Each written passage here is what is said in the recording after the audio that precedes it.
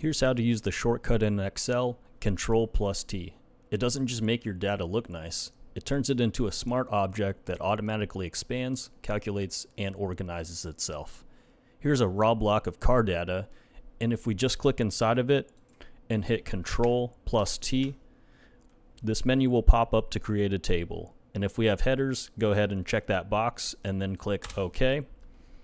And automatically it creates this table for us with some filters at the top as well as some bands for readability. Now, if we wanted to create another column, say price plus our tax,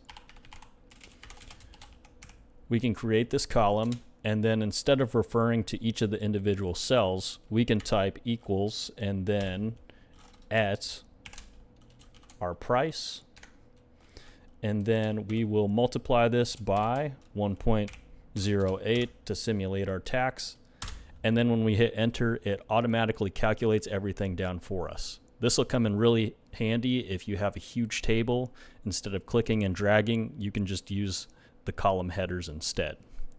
One other advantage is when you use the Ctrl T, notice how when we scroll down, we still have our column headers up here. It'll keep this so that it's a lot more readable.